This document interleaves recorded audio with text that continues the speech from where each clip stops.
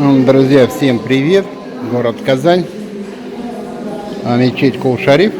Смотрите, это, значит, скамейка из кожи, покрыта кожей, татарский орнамент, татарская кожаная мозаика с татарским швом. Смотрите, какая красота, друзья.